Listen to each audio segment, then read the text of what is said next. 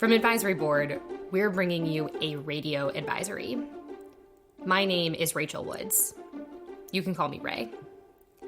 This week, we're launching our second series. This time, we're focusing on all of the different aspects of leadership that you're thinking about right now, the things that will allow you to navigate this pandemic and beyond. You may have remembered we did an episode on leadership with my colleague, Craig Pirner. He's going to be back to lead you through some of the top questions that healthcare executives are facing right now. Craig, take it away. Thanks, Ray. Hi, everyone. I'm Craig Pirner.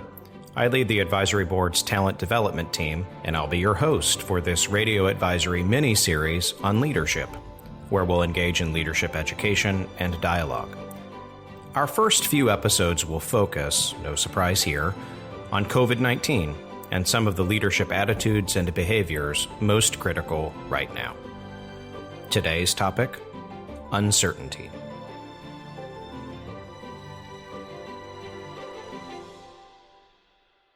There is a Chinese curse which says, "May he live in interesting times." Like it or not, we live in interesting times. They are times. That was Robert F. Kennedy in Cape Town in June 1966, making a famous address known as his Ripple of Hope speech. And wow, does that idea ring true more than ever?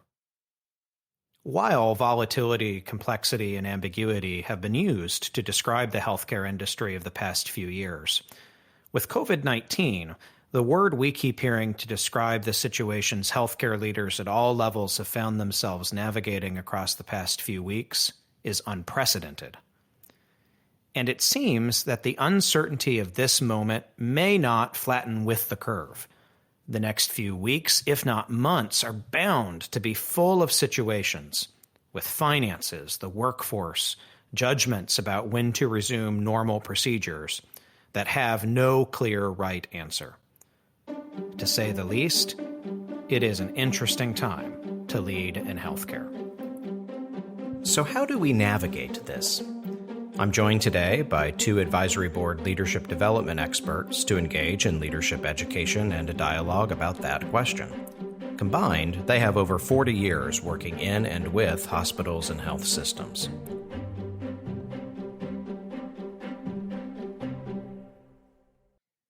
Joining me on the phone first is Karen Sulek. Karen, a senior director with Advisory Board Talent Development, has been with the firm for almost 20 years, joining us after starting her career in telecommunications. Throughout that tenure, she has supported health system leadership teams. Hey, Karen, it's great to have you. Hi, Craig. Thanks so much for inviting me to the podcast today. And Karen, one reason I'm especially happy to have you on the program is your perspective on this question of how to lead amid uncertainty is informed by a global experience. As I understand it, you split your time between Europe and the United States. Yeah, that's right, Craig. So my home bases are Bratislava, Slovakia, which is right in the middle of Europe, about 40 miles from Vienna, Austria. And then Washington, D.C., and possibly most accurate, 38,000 feet up for the last 2 decades. The one thing that really surprised me working across so many different types of health system infrastructures is that the issues and challenges which health system leaders have around the world, they're far more similar than they are different. And this has honestly driven my conviction that the single most important factor in achieving success is great leadership. Well, what a great start, Karen, for a leadership-focused podcast. And I certainly have found in my own work the same thing, that leadership is a deciding factor no matter where you are. In your experience, how do most leaders at a baseline think about or respond to uncertainty? Uncertainty is essentially the enemy. Uncertainty holds me, the leader, back from being able to make good decisions. Uncertainty means that I don't have answers, and I don't even necessarily know when I'll have any better information to be able to make good decisions. So tell me, when a leader thinks or feels that uncertainty, what becomes their instinctive response to it? Meaning, what do they do as leaders when they fear it in the way that you've mentioned? We become defensive, or we become somewhat erratic and unpredictable, or maybe we become dismissive for the time being, thinking, I can wait this out. And all of these are essentially fear-based responses. So uncertainty is scary, and it elicits a stress and a fear-based response or reaction. We have to be aware of how fear can affect us going forward. Why is that? I mean, of all of the things that leaders might be concerned about right now, why should how we respond to uncertainty be among them? There's a lot of COVID-19 that's likely to be, frankly, really scary in the months ahead. Questions about the pandemic and what things will look like weeks and months from now in the future. Questions to which we don't know the answer, and no one really knows the answer. Leaders will face tough decisions about what comes next, and these decisions will be characterized by significant complexity. And here's the problem. There is no best practice, and there's no playbook that any of us can look to for answers about how to move forward. Okay, so let's turn to that how we instinctively respond to uncertainty matters. You love to work with leaders on this topic because you think that they might really benefit from shifting their thinking about uncertainty. We should reframe our typical fear-based response or reaction to the uncertainty posed by a pandemic, and we should be especially cautious about our love of certainty. So let's break that down. Why be so cautious about loving certainty? Well, remember when I said we like to make uncertainty out to be the bad guy? Well, it's actually certainty which is bad for us, because certainty breeds stagnation. When we are certain we know something or think something to be true, the known knowns, right? We stop asking questions. And even more dangerous, we leap to action based on our untested and unexamined assumptions. And this stance means that our ability to change things and to innovate will be severely curtailed because of our love of what we know and sort of the way things are now. Now, you remind me of one of my favorite books, Stall Points. In that book, the authors looked at the history of large corporations and tried to ascertain what causes a stall point, a flatlining of or a decline in their growth. And they concluded, much as you're suggesting here, that it is the assumptions that a management team holds most dear, the ones they don't ask questions about anymore, that pose the greatest danger to growth. So you're offering us, I think, a reframe. Maybe certainty is the bad guy. But how should we think about uncertainty then? I'm not suggesting that we get comfortable or just passively accept that we'll never have perfect answers in the future. What we have to do with uncertainty is give it a big bear hug, right? We have to lean into uncertainty and actively embrace it. Now, Karen, hold on. In a pandemic, you can't give handshakes. We certainly can't do a bear hug. Yeah. But I get it. It's an interesting concept that we should at least theoretically embrace uncertainty. Translate that concept into practice for me, though. When a leader embraces uncertainty, what does the leader actually do? Yeah, it's a great question. These are skills that we can build, right? These are leadership muscles we can build. And the very first step is to stop and pause. So this stop, this breath, this pause allows me to surface, what am I feeling? And to consider, how am I reacting? Am I being triggered to be defensive? Am I wanting to run and bury my head in the sand? Am I waffling and not being as effective as I could be? Yeah, the fear-based, counterproductive stuff you talked about before. Okay. Yeah, this pause allows us to get perspective and move away from our instantaneous first reaction, which will be suboptimal. So the pause opens us up to be able to respond more effectively. All right. So step one, pause. And then what?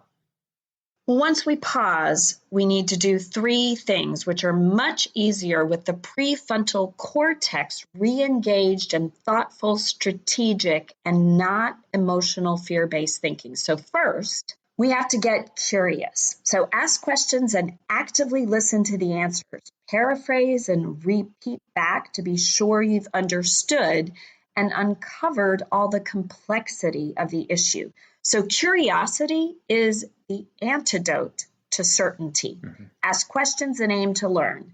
Now, this is not so you can tell people what to do, but so the leader avoids making assumptions, which will inevitably be either wrong or certainly not the full picture. So that's the first thing, ask questions. Second, think about the extreme, sort of out of whack reactions you could have, the defensive or dismissive or apathetic reaction you could have, and cross those off. Acknowledge them and take them off the table as acceptable reactions. They are fear-based reactions as we try desperately to hold on to what we thought we knew to be true as we try to protect our sense of certainty. So that's the second thing. And what's the third? Third is think of what you can say or do, which avoids those extreme reactions and which allows the leader to take into account the complexity and the ambiguity of the situation. Will every decision be perfect? No, but this is the principled way to lead amidst uncertainty. So these 4 steps or actions: the pause, number 1. Number 2, get to curious. Number 3, avoid the extremes. Choose a balanced response. And that, Craig, is how we give uncertainty a big old bear hug. Okay, well, I appreciate you translating it into practice. And I think you've given us some really useful tips on how to both think about and then start to navigate the uncertainty that is going to be so prevalent in the days and weeks ahead. So, Karen, thank you so much for joining the program. It's been great to hear from you. Yeah, thank you, Craig. Leadership is a mix of knowledge, skills and behaviors, and attitudes. Karen just gave us some helpful advice about our attitudes. As human beings, our instinctive response to uncertainty is often fear. That fear shows up in very human and simultaneously unproductive responses to uncertainty. To overcome this, we need to shift our attitude around uncertainty. And Karen suggested that perhaps we realize certainty, which we're wired to love, has its downsides. And then she suggested that we embrace uncertainty, turning this attitude into a behavior by demonstrating curiosity and balancing extremes in how we respond. In an earlier episode of Radio Advisory, Ray Woods spoke with me about leading in crisis. And I suggested 3 questions are important. And these 3 questions can help you balance extremes in the manner Karen suggested. Those 3 questions: 1, why am I here? 2, what am I doing?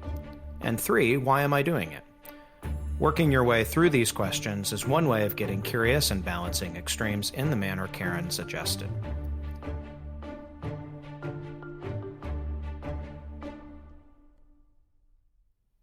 Now, let's continue our discussion about uncertainty.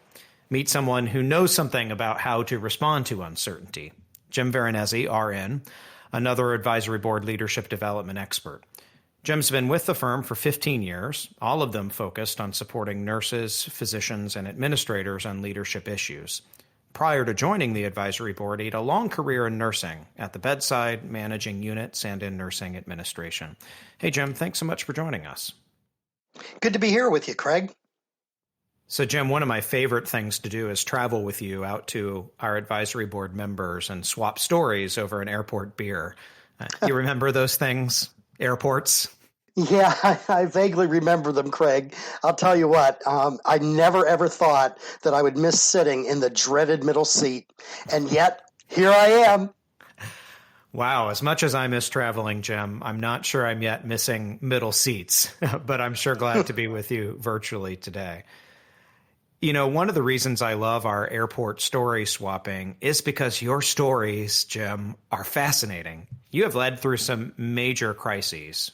You helped FEMA build task force protocols. You've been an administrator on call during emergencies. This is a terrain you know well.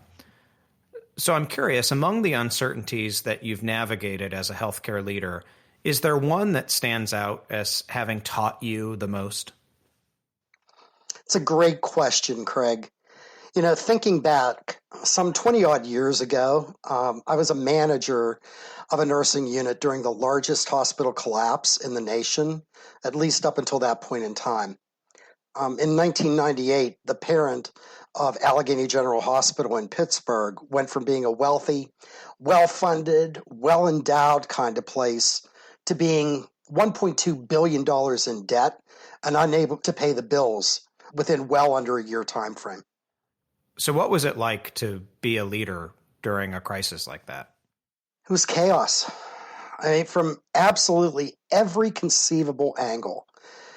Some vendors hadn't been paid for so long, they actually stopped sending us supplies. There were some high-profile physicians that left the organization for our competitors, of course, taking all their patients with them. A lot of fear of job loss among people, just to name the big ones, like things that we had never, ever had to deal with before. Wow. Jim, I'm sure when you were a leader in that environment, your team was looking to you, wondering, Jim, what's happening to us? Full of a million questions. Indeed. And, Craig, the thing is I had no idea how to answer those questions. I mean, I was just as stunned and shocked as what they were, dealing with my own stuff. And what I really noticed was that the odd behavior really started to pop out. Units, people hoarding supplies off of the cart. Hello, there it is today. And they'd take it off and shove it in a drawer, just in case. And, people that you wouldn't expect to be cynical and disruptive suddenly were. Jim, I think that is a position so many leaders can relate to right now. Their team is looking to them for answers and they just don't have any. They're seeing some behaviors from their team that just are out of the ordinary. In my conversation with Karen, she gave us some great suggestions about how to think about this. Things like checking my fear of uncertainty, being curious, and aiming for balance. What did you do when facing the kind of uncertainty that you describe? So I got out there. I just went out and I sat down and I just talked to people. I asked questions, things like, how are you doing today? How's your family? Is there anything that's scaring you today? Just generally giving people an open invitation to talk about whatever it is that they had on their minds at that very moment. So, Jim, getting out there and asking those questions, was that hard for you or is it a natural instinct? I think it's a little bit of a mixture of both of those. I tend to be a relatively outgoing guy, but I'll tell you, never in my wildest imagination did I ever think that I would ever ask somebody, what's scaring you today? And, I had to really get over my own fear and discomfort with the uncertainty that this bankruptcy had brought forth in order to be able to get out there and actually ask that question. Can you tell me a little bit about the fear that you were feeling? What do you think was at the origin of that? I think a lot of the uncertainty, I didn't know answers. I had no answers. There was no playbook that I could open up and I could turn to that says, do this.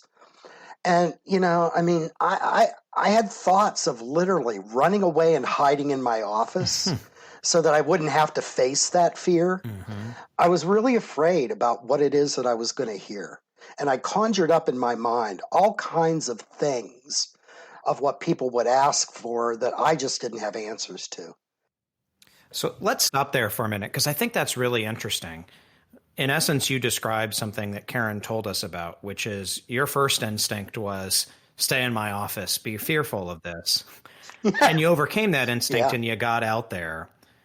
As you started to ask some of the questions that you just described, did you indeed hear what you feared hearing, or did you hear something else? No, and it's the craziest thing because I conjured up all these other things, but what I heard was absolutely fascinating.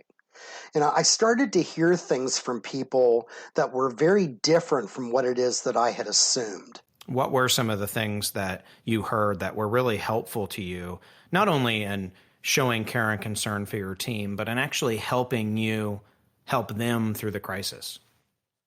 Yeah, so what I heard was people were expressing concern about being able to care for patients. Do we have what we need today to be able to deliver the great care that the organization has been known for? How am I going to be able to do this? That was at the core of a lot of what people were expressing. Of course, they were expressing some things about themselves and their own personal fear in terms of job stability, but the vast majority of it was focused on the work that we did every day.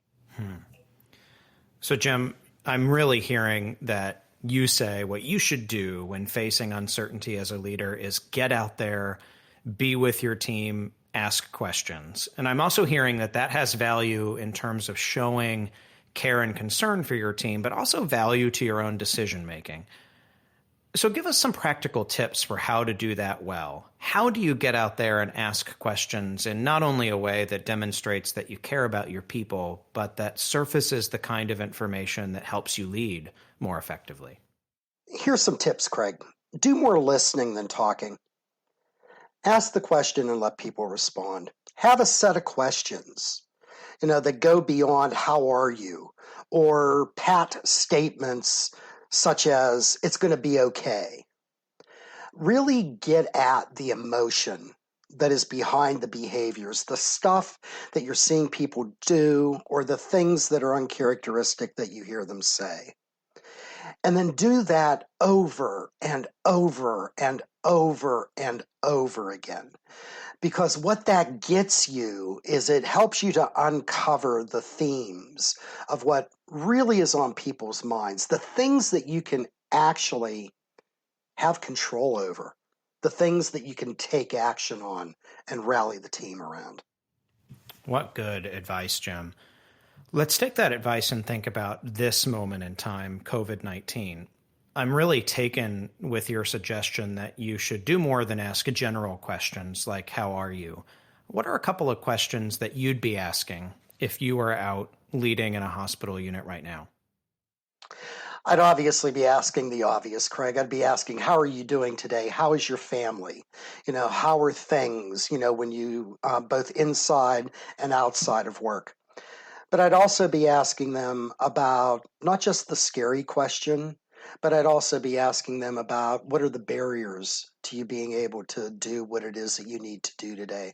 What's getting in the way? What don't you have? Or what are you having trouble trying to really get over that hurdle yourself, to find a solution to? Because we're dealing with a lot of things that just aren't normal because of the uncertainty of the COVID situation.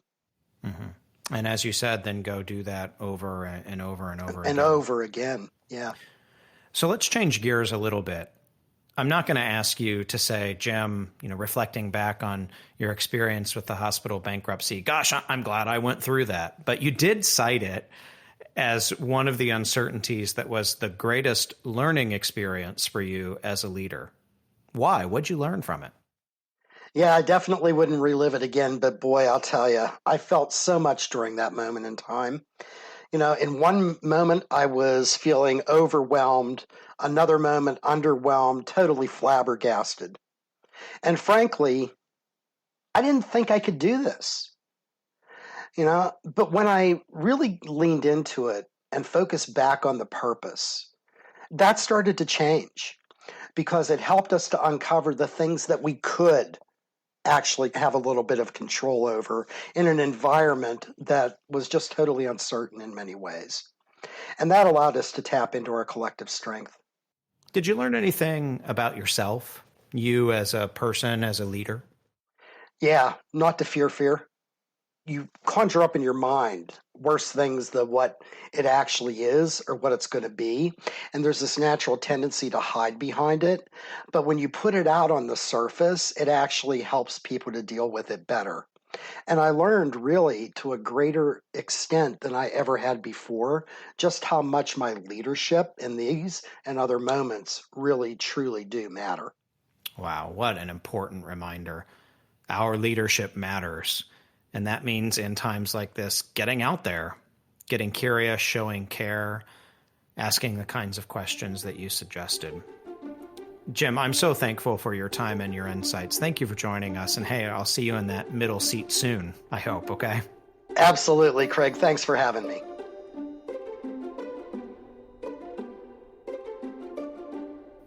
May we live in interesting times.